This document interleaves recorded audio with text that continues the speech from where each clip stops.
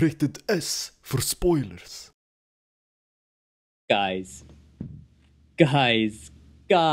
so I just finished watching Game of Thrones Season 8, Episode 1, and boy was it great!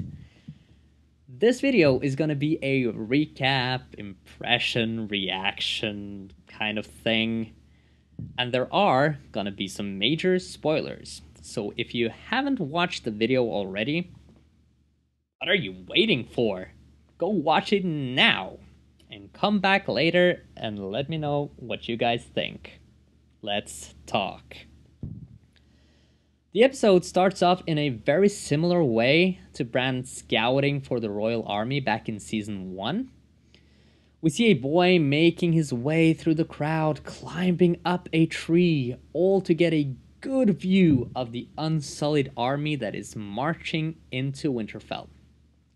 What's interesting here is that you can see Arya making way for the boy before she lets out a little smirk. Maybe she was reminiscing how Bran used to be back in Season 1. In Winterfell, we got to see a lot of major characters, and maybe more importantly, we got to witness some reunions that we've been dying to see. This is the first time in 7 bloody seasons that all of the Stark children, well, almost all of the Stark children, are back together, and it made a truly heartwarming impression. To be quite honest, most of this episode was about reunions. Some more emotional than others, like Arya reuniting with Jon, Gendry, even the Hound. And Jon reuniting with Bran and Arya, Sam, and so on. However, heartwarming reunions was not all that this episode had to offer. We also get to see little Lyanna clearly upset that Jon has now given away his claim as King in the North and made them all subject to Queen Daenerys. The North remembers, Jon. The North remembers. Moving to King's Landing, the Golden Company has now arrived, and Euron Greyjoy is not holding back on his lusts and wishes. HBO couldn't possibly have done a better job at finding an actor for this role, because man, does he do a good job portraying this comical yet terrifying character. And Euron finally succeeds in betting Cersei, which leads us to the greatly discussed scene from the trailer where Cersei is seen crying. So a lot of theory channels and people in general were talking about this scene as being something of where Cersei is having a miscarriage to fulfill the Valonqar prophecy. So basically the Valonqar prophecy says that Cersei can only have 3 children, and the 3 children will die. And that has all happened so far. So the only thing that's missing from the prophecy is the Valonqar part. I don't know why I did this. The Valonqar part, which literally means that she is gonna die because of her little brother. Like, her little brother is gonna kill her.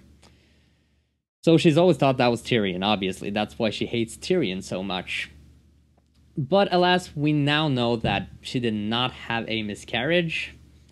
I mean, it could happen later, but she was not crying because of it. Euron talks a little bit about impregnating her and putting a little prince into her belly. I mean, that might have sparked some emotions. I don't know. We're gonna have to wait and see. Speaking of Euron, he is not going to be happy once he finds out what little Theon has done. And for Theon's sake, that headbutt might have been the least of his concerns. There were a lot of theories around Yara's destiny. Was she gonna become a part of Euron's crew? Was she gonna like lose her tongue because everyone in Euron's crew are mutes? That did not happen, and thank the 7 for that.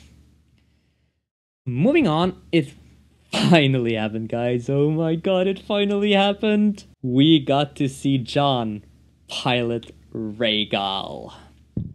I've been waiting a long time for this, and yes, it was a killer scene. The anxiousness Jon felt when climbing on top of Rhaegal, which ends in joy and happiness, and him and Daenerys being out in the wilderness, smooching. And guys, correct me if I'm wrong, but it does kind of seem like Drogon is enjoying the romance between Daenerys and Jon. I mean, just look at this cheeky smile. Sadly, Jon's happiness doesn't last long when he finally finds out who he truly is. The King of the Seven Kingdoms. And a Targaryen. Well, that made the romance scene kind of awkward, right? Now the question is, how is he gonna break this down to Daenerys? She's gonna be one mad mother of dragons. This episode was a lot about character introductions. We got to see most of the major characters, I mean, all of them except for the Night King, although he did leave us a pretty sight at the end. Yes, Sansa, I hope you're happy sending little Ned Umber into a death trap. This episode really sets the mood for the upcoming horrors that await our beloved characters. I, for one, really enjoyed this episode. Not the most action-filled episode, but I'm kind of glad that the producers put time into characters instead of just like wars and fighting and all of that. I mean, you can clearly see the characters who haven't seen each other for a long time are coming together, bonding, sharing tales. And I think that's really good for the story and how it's going to progress. Guys, I'm going to round it off here. Let me know what you guys think in the comment section below. I read all of the comments and I will try to reply to as many as I can. I do not claim to be a Game of Thrones expert, so if I missed out something really important, let me know. And if you like this video, leave a like, subscribe. I'm Shady from the ShadyGoats team, and I'll see you guys the next time.